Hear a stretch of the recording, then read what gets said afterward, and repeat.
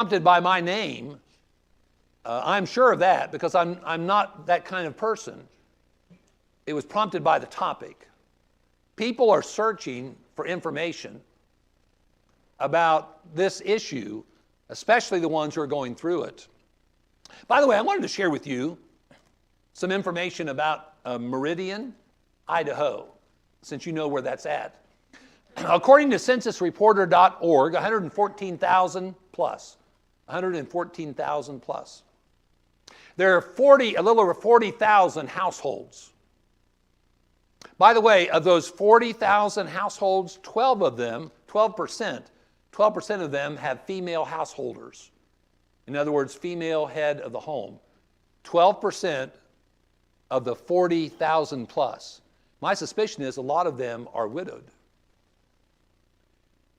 If you took all of the females in Meridian, Idaho, who are 15 years old and older, and let's say yesterday I went over to visit at the home of the Broncos to give them a little Buckeye love, and I did my O and took a picture with the stadium in the background.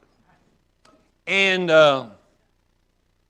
when I was over there, I couldn't help but think about, let's take all of the females in Meridian, Idaho, over to the Smurf turf, all females 15 years and older who live in Meridian, Idaho. Now remember, the population is 114,000 plus. If you had all those females on that Smurf turf, 6% of those females are widowed. 6% of those, we're talking thousands. Thousands of widowed people in Meridian, Idaho. Boise has 228,000 people. 7% of the women in Boise who are 15 years and older, 7% of those females are widowed. There is a great opportunity for outreach in Boise, Idaho, and in Meridian, Idaho.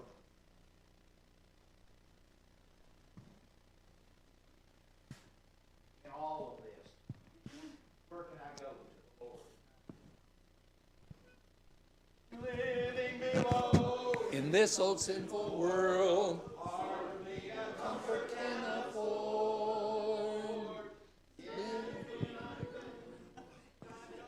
Being alone. This is different than what I'm used to. I apologize. Let's start again.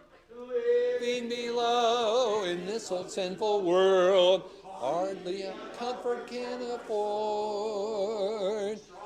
Being alone to face temptation sore, where could I go but to the Lord?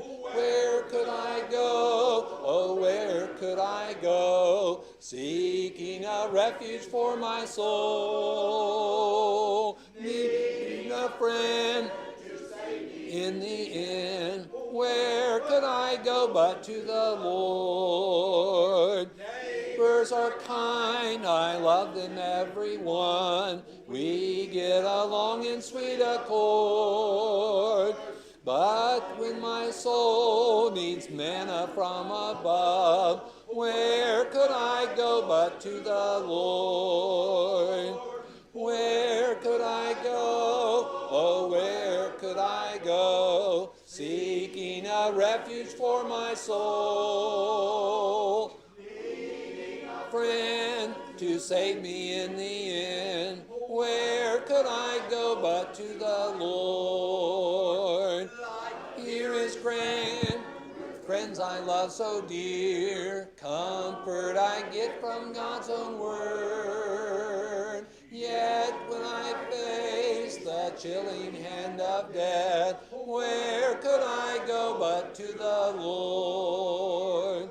Where could I go? Oh, where could I go? Seeking a refuge for my soul. Needing a friend to save me in the end. Where could I go but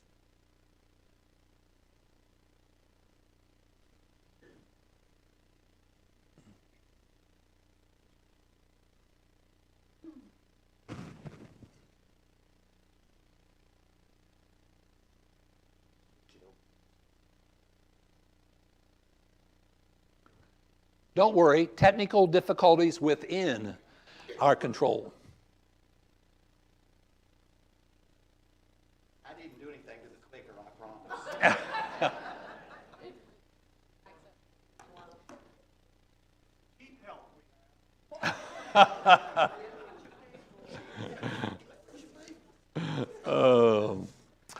Let me read to you from a book called Reflections of a Grieving Spouse. H. Norman Wright is a faith-based counselor. He's passed away, but he was married and he lost his wife. So here he has the academic training in psychology and counseling and is an author of books to help people along that line. Reflections of a Grieving Spouse. He said, the loss of our spouses changes our entire lives. It shifts the foundation of our existence. Nothing is as it was. Even the familiar becomes unfamiliar. Every aspect of our lives is disrupted without our partners. Everything has to be relearned, just like a flooded river does when it recedes and leaves behind a maze of new streams. In a culture that doesn't like to acknowledge loss or talk about its impact, grieving is difficult. And when we add to this the silence, and the fact that most of us have never been taught about the process or normalcy of grief, no wonder we struggle. Prior to death, your spouse, your life is going in a well-established direction. You had an identity. You could say who you were. This has changed. You're not exactly who you were. The person you lost was a part of your identity. You were someone's spouse, someone's partner. You continue to be that in your heart and memory, but there's a vacant space where that person stood. One lady who wrote the Confessions of a Mediocre Widow said this: during the first year, it seemed like I was in a constant state of emotional agony. I would sit with an album in my lap and flip through pictures of a man I couldn't believe was actually gone. In a book called The Other Side of Grief, written by a man who lost his wife and a woman who lost her husband. She had a nursing background, and there was a point in the book where she confessed this: I wanted to kill myself. Going to bed alone at night was so hard. I prayed that God would let me die. I wanted out of this life.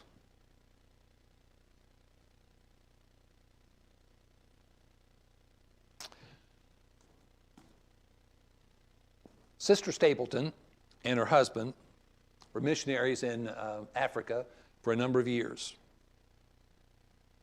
Here's something that she permitted me to share. They were married for 47 years. In 1972, she was baptized into Christ. She's now a widow in Texas. She said, I know I have to do my best every day, but it's hard at times. I never dreamed it would be this difficult. That was 2 years and 3 months after her loss. Jackie Aiken, who lives in Searcy, Arkansas, said to me, I wasn't a person anymore. Couples turned their backs on me. Kathy, who lives down in Titusville, Florida, was widowed in her 50s. She texted me on April 14th of last year, and I asked for her permission to share this text publicly. She said, I was told by a family member that loves me that time will heal. I don't think that is at all possible. 33 years of my life with my husband, sharing 3 children together, was my whole world. I can't see past today, and the pain is too much. Another sister in the Lord said, I love you, were the last words I heard him say to me, and the last words he heard me say to him.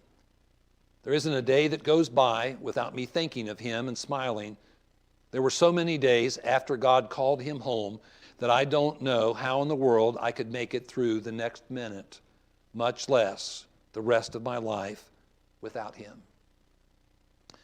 Brother Bill Goodpasture is a retired preacher and attends the College Side Church in Cookeville, Tennessee.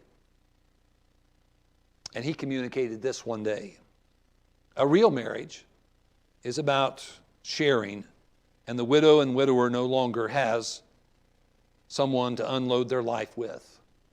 Children are great.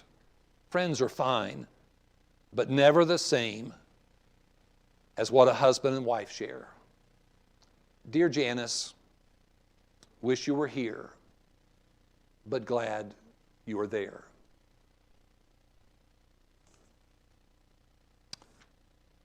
Brother Bill Goodpasture, as a matter of fact, is going to be speaking at our annual Widow-Widower Retreat in Laverne, Tennessee. And I appreciate his willingness to be a servant in spite of his loss. Let me share with you one more.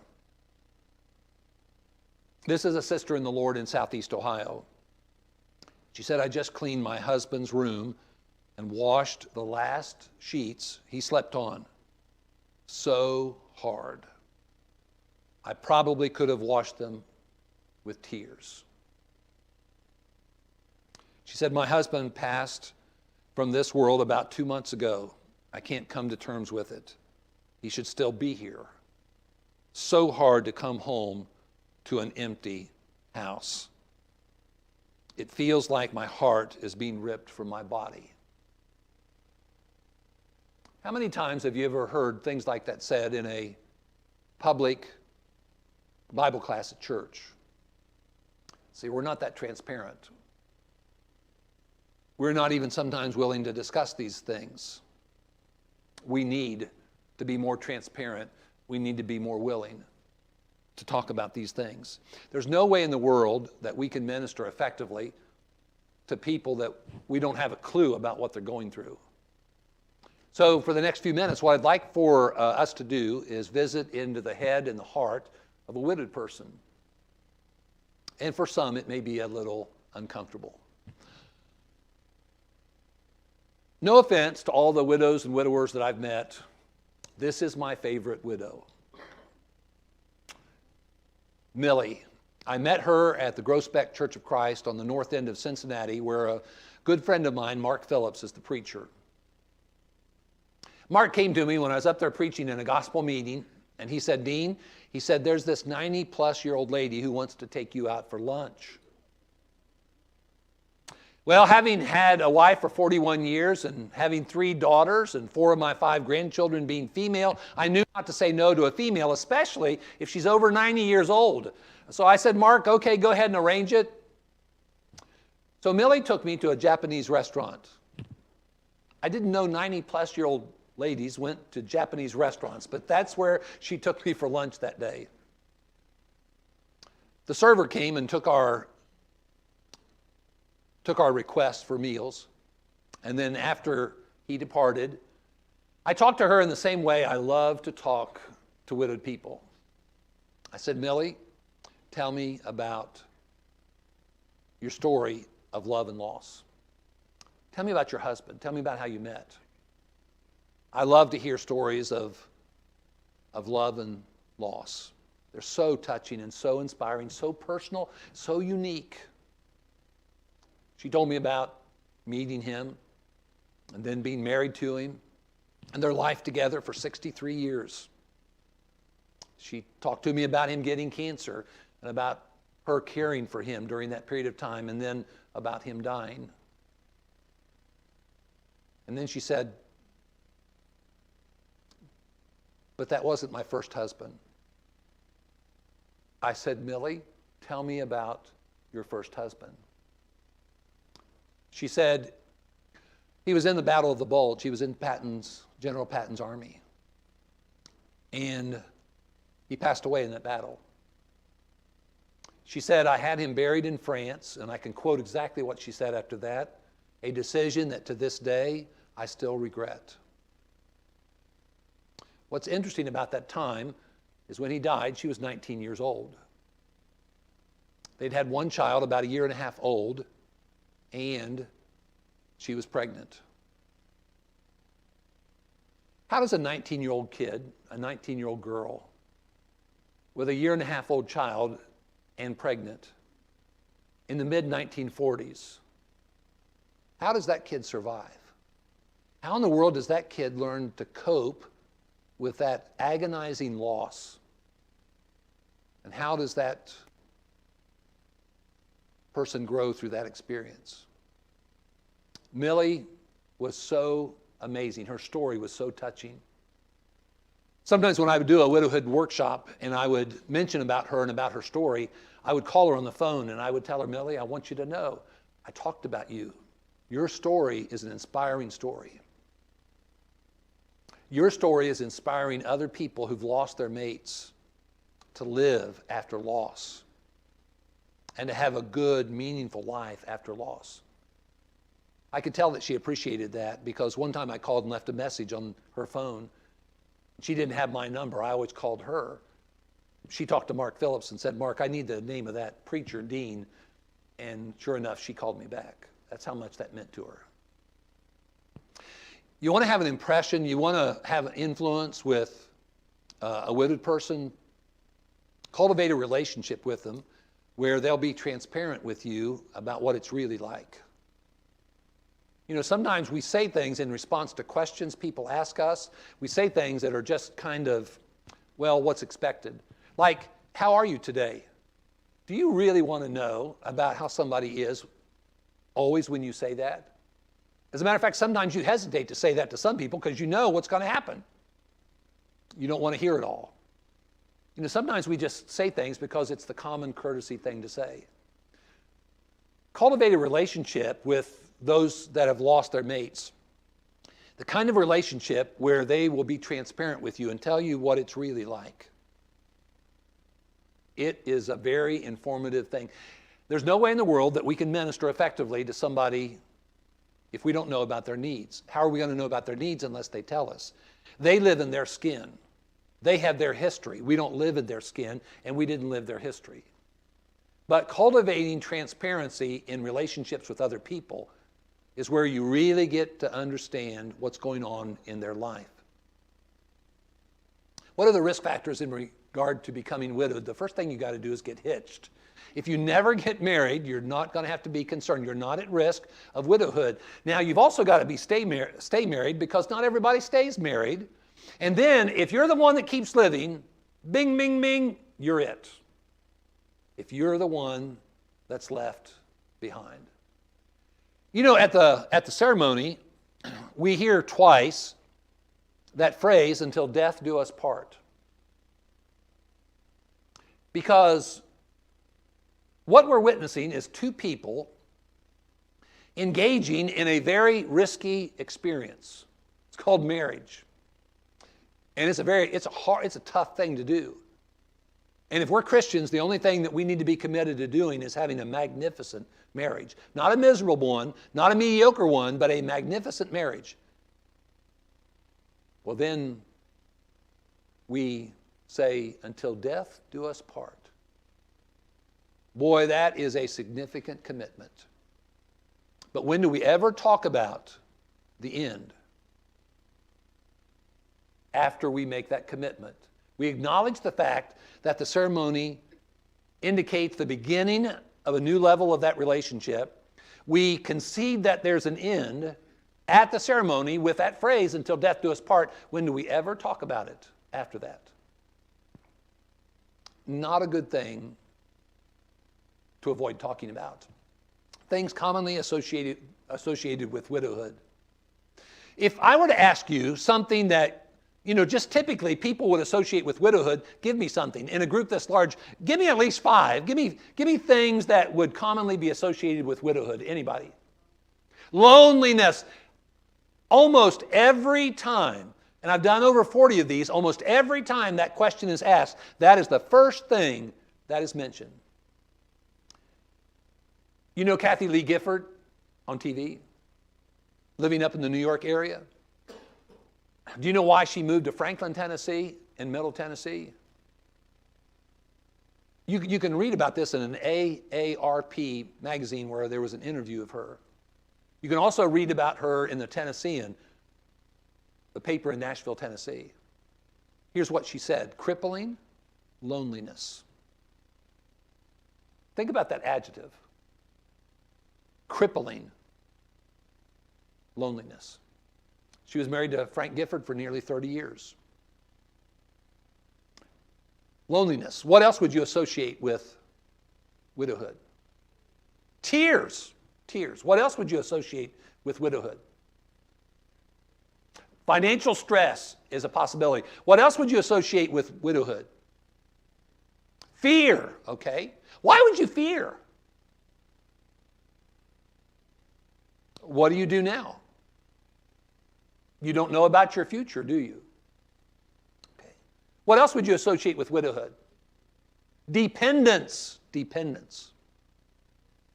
Insecurity. Yeah. You've really done a good job. You've prompted a lot of thought. Let me share with you a bunch of things because we want to be careful about our time, but this is what I call the most important session in a widowhood workshop. When you've lost your spouse, one thing you're going to experience is grief. You're going to have that because you've lost something of great value. Now, that's with most people, but not everybody. Sometimes the loss of a spouse can be as much relief as it is grief. I've talked to some of those people. I have a friend in Northeast Ohio who I knew. I worked with her at camp for many years. I was a camp director and worked at that camp for like 30 years in Northeast Ohio. And I knew that she had a rough marriage. But one time I asked her, after her husband died, I said, would you send me your story? I said, I would love to get your story. Her response to me was 22 pages long in an email. 22 pages long. It was a horrible marriage. Sometimes it's, domestic violence. Sometimes it's alcohol. Sometimes it's physical marital unfaithfulness, sexual unfaithfulness.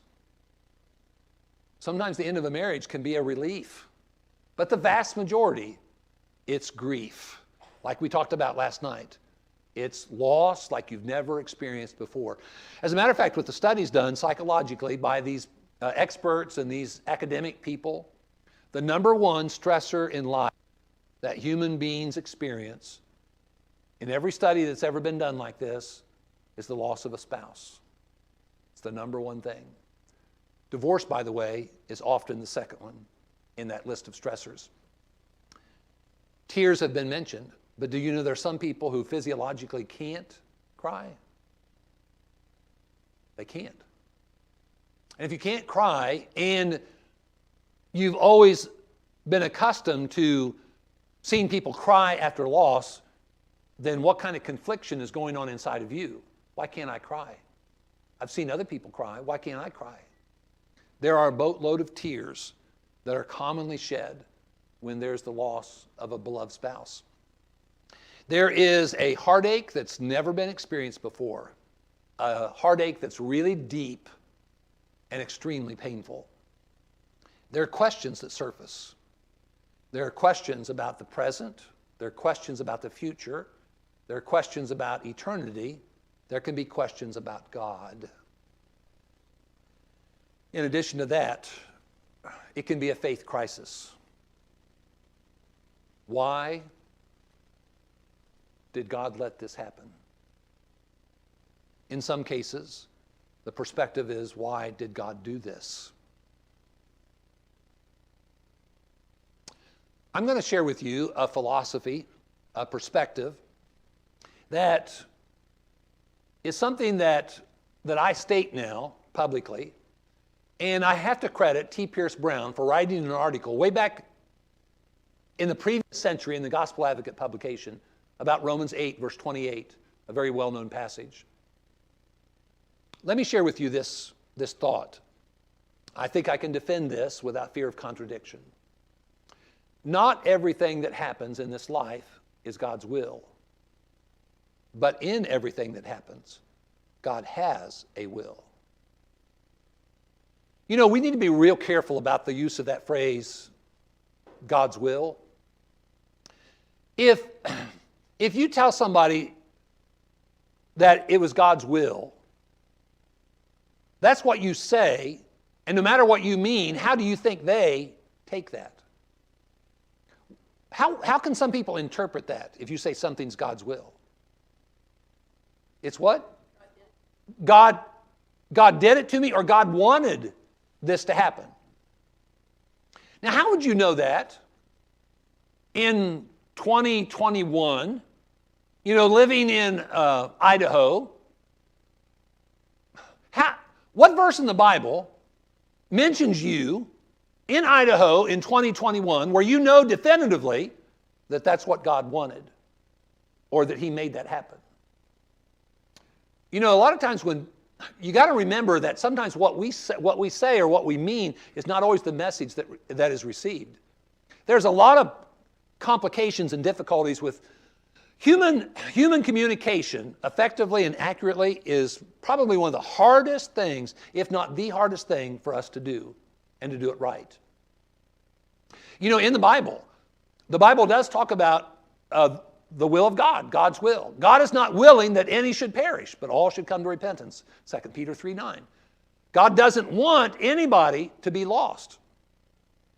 Now there's also James chapter 4.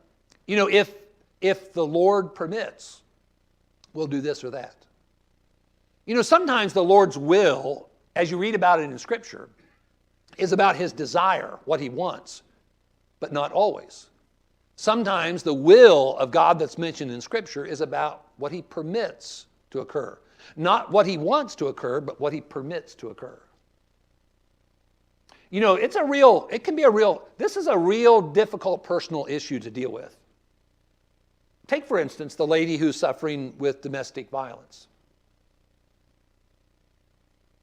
Is that the Lord's will? Does he want him to be that way and her to experience that? And even if he did, how would you know that with that couple? You think about the sexual unfaithfulness sometimes with married couples and the betrayal that's involved in that and the shame and disgrace that sometimes is involved in those kinds of dynamics. Not everything that happens in this world is God's will. What I mean by that is it's not always what he desires. Bad things happen. Horrific things happen. Brene's husband in Raleigh, North Carolina, Thanksgiving night, was on duty as a law enforcement officer. He's 28 years old. She's 28 years old. On Thanksgiving night, he's in a high-speed car chase. The police officer's car goes into a culvert ditch. He's severely injured, hospitalized, and dies a few days later. She's 28 years old and widowed. Was that God's will? God did permit it to occur. Did God cause that to happen or want that to happen? I would never go there. Sometimes we need to ask people, what do you mean by that? That's what I have to, a lot of times when I'm talking to women, no offense to you women, I did compliment you in the previous session. Sometimes women say things that I just do not understand. And so a lot of times my response to something I hear them say is, what do you mean by that? Tell me more. And then eventually I begin to grasp what they're saying to me. But it takes a while. I'm a slow learner. But there can be a real faith struggle. We're going to talk a little bit about that in the Bible class time on Sunday morning. Then, as has been referenced, there's loneliness. And it is a crippling kind of loneliness often. There's an identity crisis. If you were half of a whole and the whole no longer exists, what are you? I like what one brother said. He used the word reinvent. He suffered the loss of his wife of many years, and he said what we've got to do is reinvent ourselves. Yeah, there's an identity crisis, and you need to get a grip on who you want to be and how you want to be identified. The financial jeopardy is a possibility. You're dealing with forced change like we talked about last night.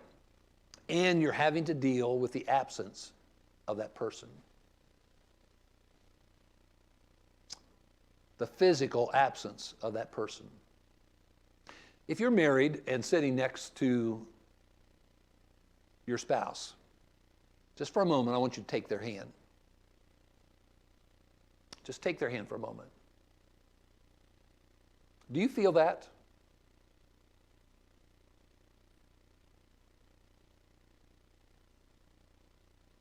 Imagine what it would be like to not feel that.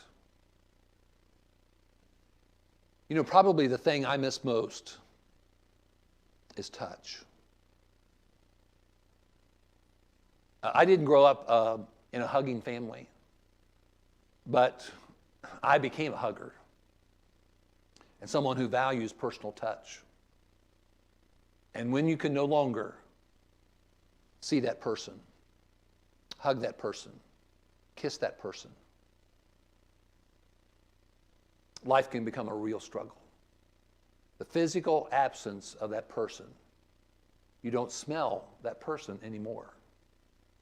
You don't see that person with your physical eyes anymore. That absence is hard.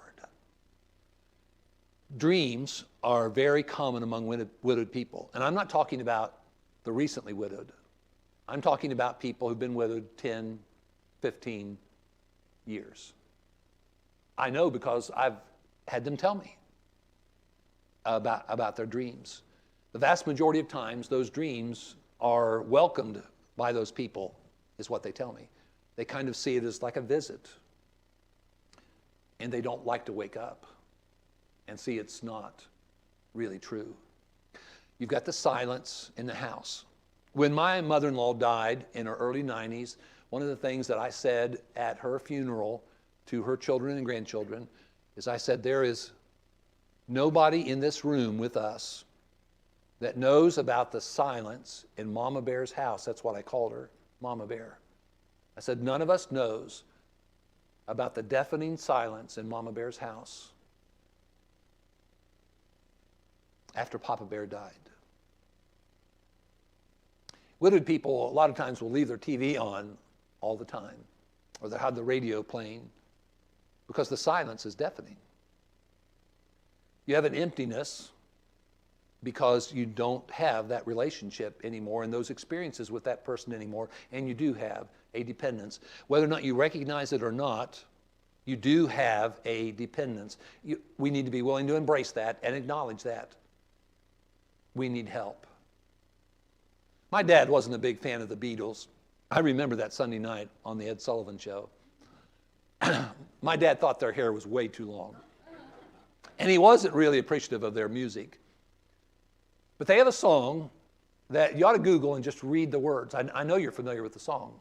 Help, I need somebody. Help, not just anybody. Help.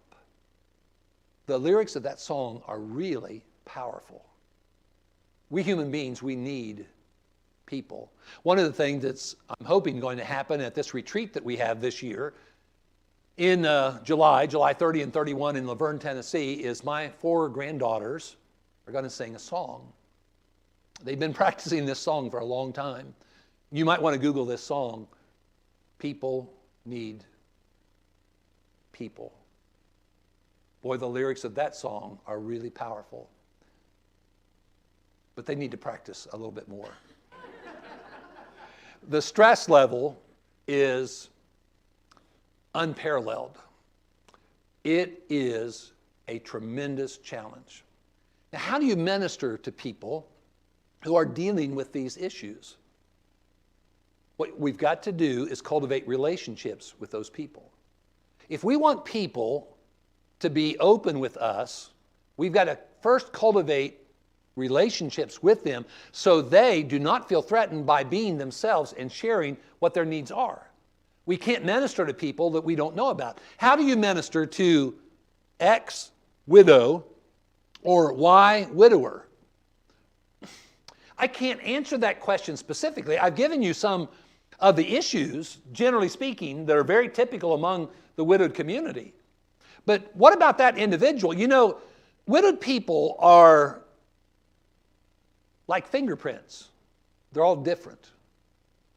So what you have to do is you have to become familiar with that widowed person. And the only way to become familiar with that widowed person is to open up the lines of communication and cultivate the kind of relationship where they will be honest with you. I tried to be that way with my 3 daughters. And it probably scared them a little bit because I did reflect with them about how I could so much better now relate to what the Apostle Paul said in Philippians chapter 1 when he honestly said, I desire to depart. You know, I had 41 great years with a woman who endured me. You know, we were blessed with these wonderful daughters. We were blessed with these grandchildren. All 3 of my daughters are faithful Christians. And I just thought, you know, this would be a good time to go. I wasn't about to take my life, but it causes you to think about things like that. We need to be willing to talk openly. There's anger that's involved. Sometimes it can be anger toward the person who we feel has deserted us, or maybe God who permitted it to occur. You begin to worry about things. And there's a lot of things that can become the object of your worry. You can have fears about your present and your future. You can have a restlessness like you've never experienced before. On December 30th, we buried my wife on a hill in northeast Ohio, in the town where she was born and raised. It was cold and it was snowy, December 30th, northeast Ohio. We couldn't go to the site halfway up the hill where she was to be buried, so we had a committal service at the bottom of the hill. After we finished the committal service, we went home. That night, the funeral director called me. Now, the funeral director wasn't just our funeral director. He was a friend of mine. He and his wife, who ran the funeral home, they were friends of mine. I'd done a boatload of funerals at their service. As a matter of fact, when they had somebody in the community who didn't have any religious affiliations, they got to where they would offer to them, hey, we know a guy who, if you'd like to have a preacher come and do this funeral service, he'd be more than happy to help you. And so I did all kinds of funerals for people that I'd never met because of this wonderful couple who were directors in this funeral home. But Larry called me that night of December 30th, and he said, Dean, I just want to be honest with you. We had a problem trying to get the vault that had the casket that had your wife's body in it down in the hole. He said, you know, it was on the hill and it was snowy and windy, and even now we don't have the vault down in the hole. He said it's sitting there. He didn't use this word, but this is the vision that I had. He described basically the vault being kind of whopper-jawed, half in, half out. It just didn't go down smoothly. I really appreciated Larry's transparency about that. He didn't have to call me and tell me that. But we were friends, and he was frank with me. How do you think I slept that night? You know, the tossing and the turning, thinking about that. Now, it was just her body. It wasn't her, it was just her body. But that's the body that had the hand that I held, the body that I hugged, the body I saw. There are restless nights and restless days that can be experienced by people who've lost their mates. In Chester, West Virginia, at the end of this particular session at a Widowhood workshop, there was this older gentleman, I would guess in his 80s, who had glasses that were about the size of the bottom of a Coke bottle of old. And I could tell with his eyes welling up, he said, I've got something else I want you to put on that list of things commonly associated with widowhood. And that's what he said, suicidal thoughts. that is not an uncommon thing. If you read and research about this subject, that is how impactful spousal loss can be in the life of a person. Why is widowhood such a difficult experience? Part of it goes back to what we talked about last night. You've got this thinker and this feeler, and they're not always on the same page. And there are things that you know by faith and by your spiritual growth journey. But then you've got these feelings that don't always align with the faith that you have. And it's very difficult because of this conflict between your thinker and your feeler. Stop and think about the nature of what's been lost. It's the only relationship described with that phrase, that two-word phrase, one flesh. The two had become one flesh. But there aren't two anymore. That relationship doesn't exist anymore. When you think about marriage and how it ought to be, here's a recipe for a magnificent marriage. If you're still blessed with that opportunity to experience life like that, here's the recipe for a magnificent marriage. Total giving of the total self for a total lifetime. When you've got two people who have that spirit, who have that philosophy, who practice that way of living, that'll make a magnificent marriage. It doesn't matter about the socioeconomic things, the differences in age. When you have that kind of spirit and attitude, and you're totally investing in that relationship, that will make one magnificent marriage. There are no perfect ones, because the only people married are imperfect. But we can be totally committed to our relationship as imperfect people. When you lose a relationship like that, it's going to matter. It's going to blow you away. You're going to have thoughts and feelings you've never experienced before in your life. That's why we struggle. You stop and think about the uniqueness of the life after loss. You know, individuals, relationships are different. Families are different. You know, some families are very private. Some families are dysfunctional. Some families communicate effectively. Some families do not. As a matter of fact, one of the additions to the Widowhood Workshop Ministry is now, and I'm going to be doing it in Ohio, as a matter of fact, this fall, for the second time, is a How's Your Family workshop. Because one thing that we need to do to help grieving people, and especially families with widowed people, is we need to create strong families with good dynamics. And there has been a study done for over a quarter of a century of strong, happy, healthy families all over the world. And they have basically concluded in this study there are 6 characteristics of awesome families. Doesn't matter whether they're in India or France or the United States. One of the things that we need to do to help grieving people is help produce fantastic families.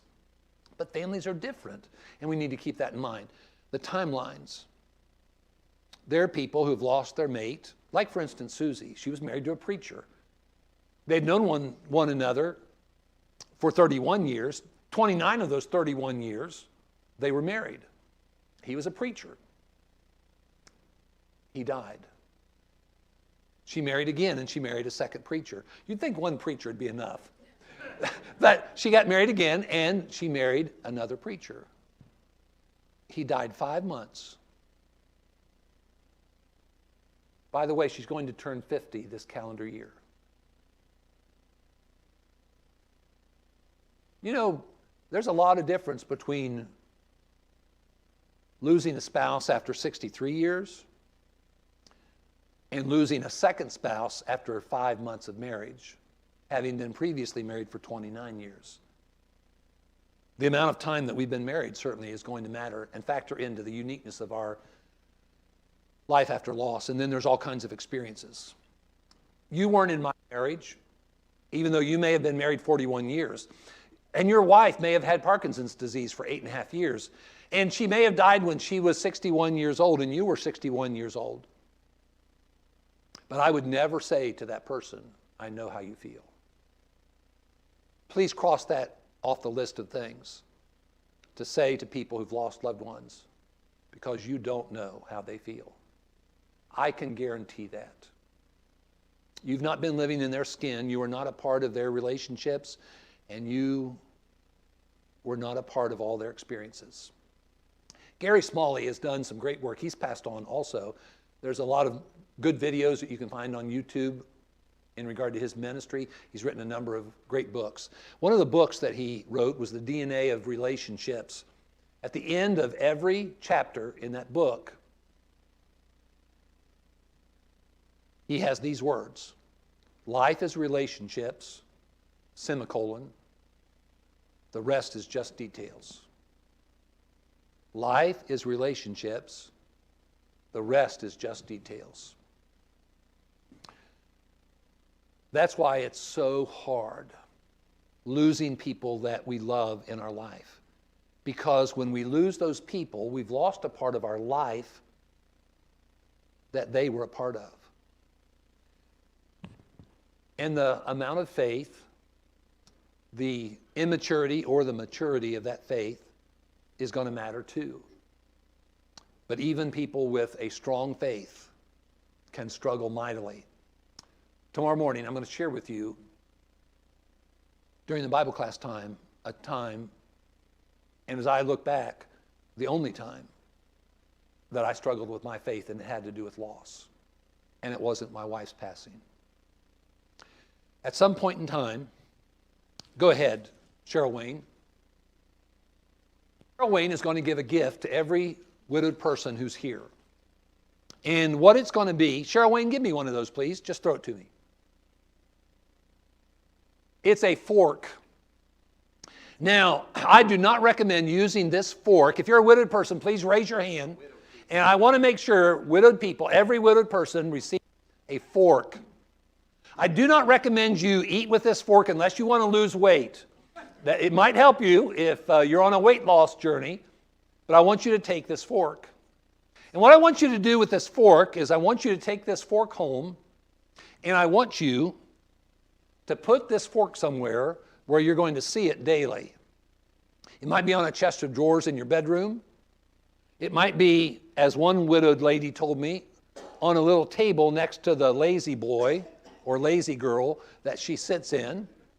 You might put it on the counter in the kitchen, but take this fork and lay it somewhere.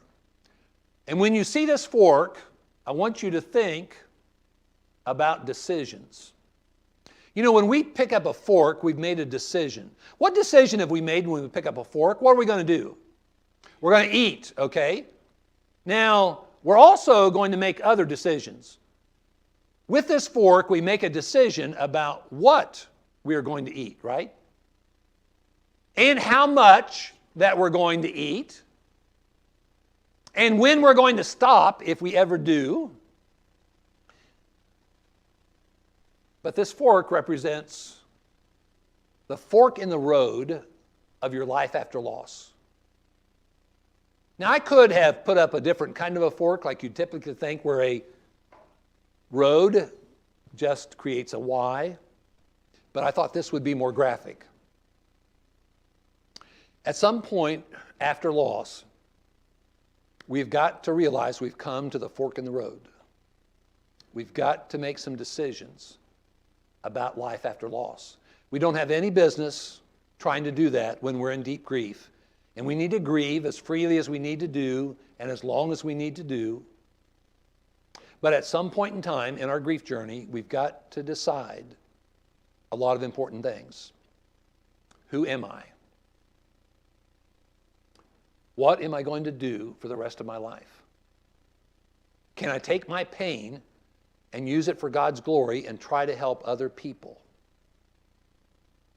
We've got to start making some constructive decisions about the rest of our life. When my wife died, I passionately prayed like I'd never prayed before about some very important things. One of the things I prayed for was I said, Lord, please open a door of opportunity for me to continue to serve in ministry. Number 2, I said, Lord, when you open that door, give me the vision to see the open door. Sometimes the Lord opens doors in our lives, but we're not observant and we don't see it. I'm probably the least observant human individual ever to walk planet Earth. I knew I needed help with that. I said, Lord, please open a door of opportunity so I can continue to minister. Please give me the vision to see the open door. Number 3, I said, Lord, give me the courage to walk through that open door. That door that I've never been through before in my life. Give me the courage to do that. I went on a search trying to find a place that would let me be their preacher in the southeast part of the United States, because that's where all 3 of my daughters lived. I knew I needed to get back closer to them. But January, after she died on Christmas morning, before they left home, I said, girls, let me tell you how this is going to be, because you need to understand what these next several months are going to be like. I said, in baseball, there are 3 strikes and you're out. And I said, I've got 3 strikes against me trying to find a job. I said, number 1, I'm 61 years old. I said, number 2, I don't have a wife. And I said, number 3, I'm a Yankee. It's going to be hard, girls, for me to find a job in the southeast part of the United States. I was months. I was a year and a half after her passing before I finally was able to move to this little struggling church in West Tennessee that was mourning the fact that they were no longer the church they used to be. They'd had a split, horrific split. They were a grieving church, and I was a grieving preacher. We were a great match.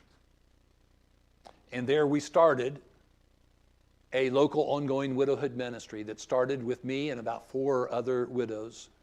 And it grew and grew.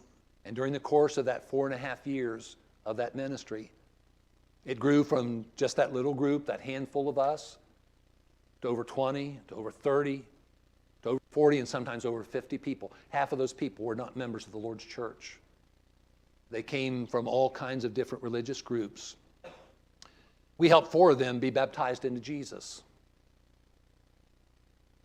It was an outreach to people who needed some direction and encouragement. The Lord opened the door. I saw the open door, and with intimidated spirit, I walked through the open door.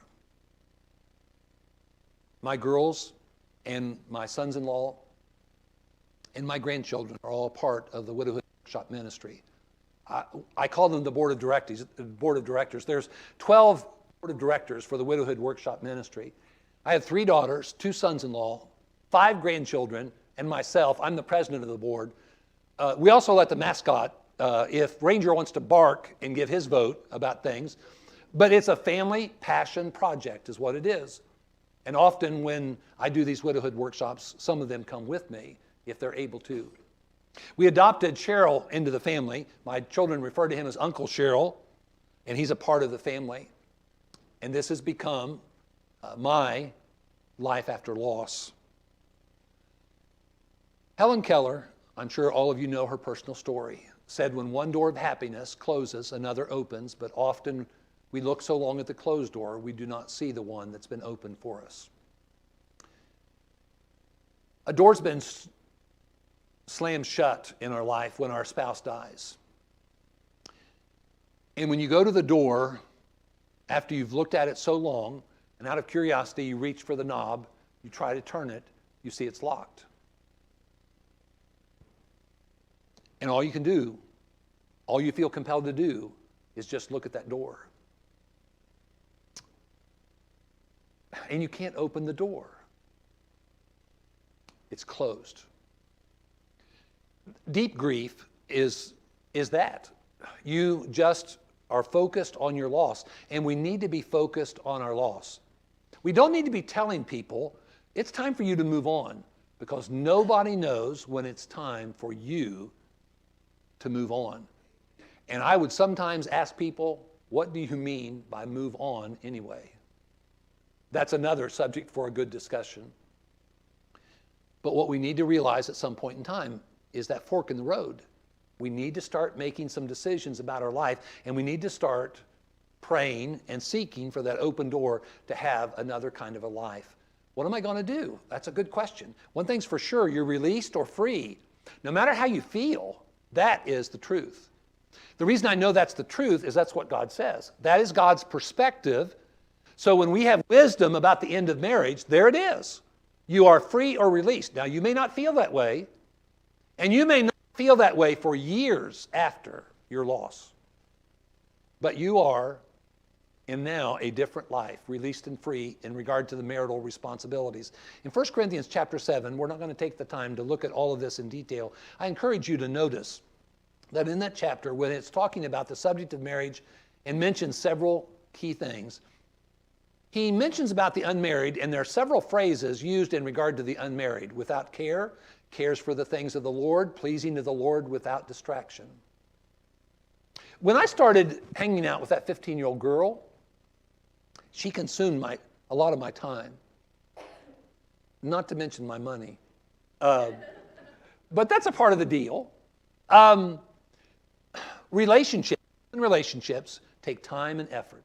And in those human relationships, we can glorify God in those human relationships by really investing heavily and sincerely in those human relationships. But when those relationships no longer exist, what are you going to do with the time and effort that previously you had invested into that relationship? I have a recommendation. You take all that time and effort and pour it into the most important relationship you have ever had or ever will have, into the Lord. And do that without distraction. There is a book out there on the display. Again, I mentioned display table. It's about my second husband. It's written by a lady who works in the church office at the Tusculum Church in Nashville, Tennessee. She went through the end of a marriage, not by death, but by divorce. And she's writing this book about my second husband. You know who her second husband was? Yes. That's a great recommendation after loss. It's critical to learning how to survive, learning how eventually to cope, and growing through the experience. Take all that time and effort and invest it in your relationship with the Lord like you never have before. It's the best use of your time any time in your life, but especially after horrific loss. You're more available than you've ever been before. You're more flexible than you've ever been before. You have an experience that you never had before. When I decided to move to Murray City, Tennessee, population 650. Remember Hee Haw? Murray City, Tennessee, population 650. Salute. The whole county was 14,600 people. I got to live amongst these farmers, some of the dearest, sweetest people on God's green earth. And they accepted me as a preacher without a wife at my age. And we had a great run. And what we tried to do is take the availability and the flexibility and the experience and use it for the glory of God by trying to help other people. Widowhood is not just a time of grief. It's a time of transition. It's a time of adjustment. It's a time of opportunity. Remember, when one door closes, another one opens. What we've got to decide eventually is what's our new normal? What's our new beginning? What is our A? If we're at B, what is our A? What do we want to become? What do we want to do in reinventing ourselves? What kind of life do we want to live the rest of our life? Well, if you have all this flexibility and availability, and you have this experience that is golden, painful in learning it, but golden, what a great thing to use it for the glory of God and to be of help to others. But we've got to decide what we're going to do with the rest of our life. I have a recommendation that comes from Batsell Barrett Baxter. You may remember, those of you who are old may remember the Herald of Truth ministry on radio and TV. He wrote a book called When Life Tumbles In. In that book, he makes this statement: when we must carry our burdens, we receive our greatest help, not from those who've never carried similar burdens, stand on the sidelines and give bland advice, but from those who've been through the same valleys and have suffered the same problems. What loss have you experienced in your life? How can you use that to help other people? We can be the most effective people in other people's lives if we're willing to share our availability, our flexibility, our experience.